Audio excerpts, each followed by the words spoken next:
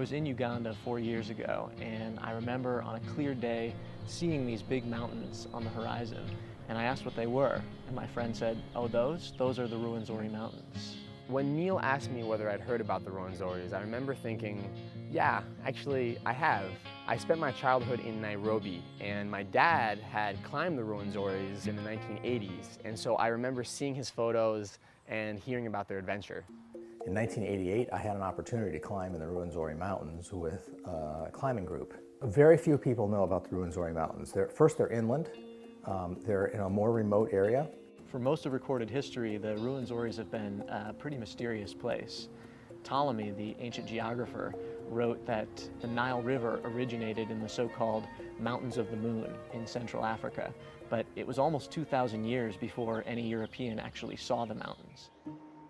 Everything about the mountains defied expectations. They're taller than the Alps or the Rockies, but they almost never emerge from the clouds. They're on the equator, but they have glaciers at their summits.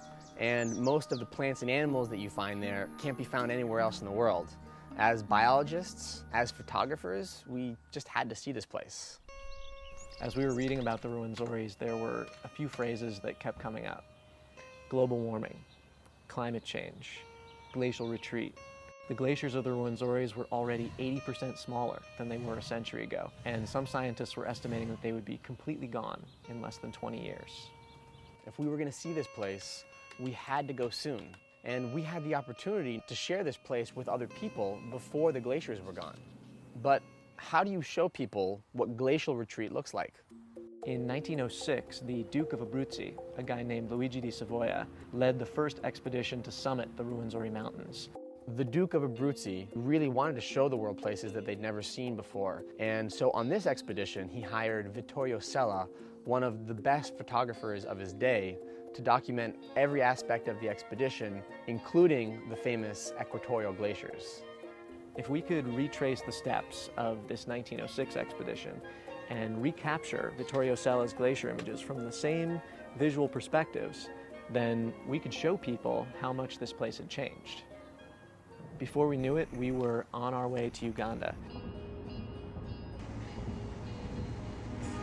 With every step of our journey, we could feel ourselves getting closer to the mountains. But even when we could finally see the foothills, the big peaks stayed hidden. With all our climbing gear and cameras, we were going to need porters and guides. That meant we needed the Bakonjo, because ever since the Duke of Abruzzi, the Bakonjo people have been the gatekeepers of these mountains. Today, every climber is required to have a guide, and every Rwenzori climbing guide is Bakonjo. All right, we're finally underway, and we're headed toward the Nyabitaba hut. You start the climb, and it takes you through a 10,000-foot elevation gain as you're getting into the mountain. It's a several-day hike to get in, so it takes you through so many ecosystems. Each day as we climbed further, we moved through new environments. The montane forest zone, the bamboo zone, the heather zone. After the heather zone came the Afro-alpine bogs, which is really where the environment starts to look like something out of a Dr. Seuss book. You just look at the vegetation and it just feels like you're not on this earth. It's so different. The bogs and the mud in the Rwenzoris are notoriously famous. Anyone who's hiked them remembers them vividly. This place is famous for its really deep mud, and you kind of have to jump from these tussocks to tussocks. Otherwise, you're going to get muddy. Anyways, it's going to be a muddy day. Along with that, you have these guides that are phenomenal people who are just some of the toughest people on earth.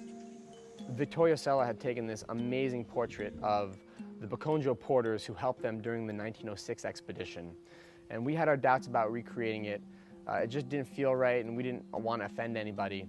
But when our porters saw that image, they got really excited about it, and they wanted to recreate it to make a 2013 version. These guys are incredibly proud of the role that the Bakonjo have played in the exploration of these mountains. 3 nights into the trip, the clouds were thick, and we still hadn't seen the peaks. that we were planning to climb. The Duke of Abruzzi was in the Rwenzoris for 40 days. Our trek was only 12 days long, so we only had time to summit each peak once. And we weren't just looking for a clear view to photograph, we needed to recreate specific perspectives. In his account of the 1906 expedition, the Duke of Abruzzi wrote, "The one point on which all explorers agreed was the abominable weather encountered in the higher region, rain almost perpetual, rare clearances, and those only about dawn."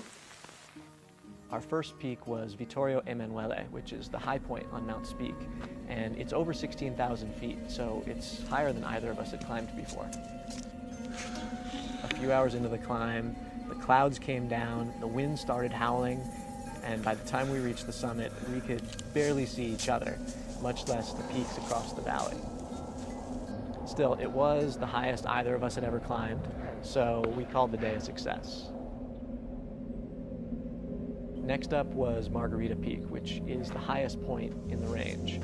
We got an early start from Elena Hut through this just impenetrable fog, and by the time our feet hit the Stanley Glacier and it started to get light, we knew the clouds weren't going to break, but we needed to summit. On our way back to the hut, we saw something that was just amazing and terrifying at the same time. We've come across these ladders. Now, these ladders were originally put into place so that people could come off the Stanley Glacier and climb down onto the Margarita Glacier. And the very first one was put up there in 2006. They've had to add a ladder to the original ladder every single year since 2006 in order for the ladders to reach the Margarita Glacier. But now, even the last ladder no longer can touch any glacier because there's no longer any glacier here. In fact, the glacier has retreated about 30 feet up from where I'm sitting right now. The next morning at Elena Hut, the sky was all stars, and we knew this could be our chance. So we geared up quickly, and we headed out toward Alexandra Peak, which is the second highest point on Mount Stanley. Finally, we had a clear morning, but something was still wrong. We could find some landmarks, but not others, and nothing really seemed to line up. We had the 1906 images in our hands, but no matter where we went on the Stanley Plateau, Neil and I could not agree on the right vantage points to recreate those images. Eventually, we started to wonder, well, what if we were up there? In 1906, the glacier would have been a lot thicker, and the perspectives would have been different. If Vittorio Sella had set up his tripod on a glacier, maybe tens of meters above where we were standing, then there was no way we could get those perspectives. There was only one really good shot left, and that was the Edward Peak, which is the high point on Mount Baker. There are a couple of key images that were taken right from that summit. We got another early start, and the sky was clear. Of course, we'd seen that before. As we got closer to the summit, the sky continued to look like it was going to cooperate. When we reached the summit ridge, we couldn't believe what we were seeing. The valley between us and Mount Stanley was filled with clouds, and that was the one photo that we wanted most. The rest of the sky was blue, but once these clouds come in, they usually stick around. We got to work recreating other photos from the Edward Peak, and suddenly the clouds were moving out of the valley, and there were no new clouds coming to replace them. In the end, we had just enough clear sky to recapture that one photo that we really wanted. We were in the right place at the right time, and we got lucky. The last night of our expedition, everyone felt like celebrating, and our Bakonjo friends showed us how it's done in the Rwenzoris.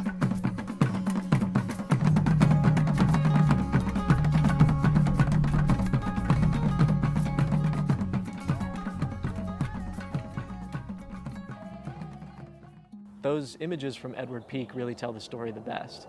I mean, we're standing there in the exact same spot as Vittorio Sella. It's the dry season in both photos. And yet, 100 years later, it looks like a completely different mountain range.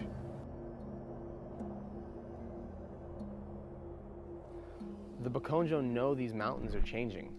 They see it every time they bring climbers into the mountains.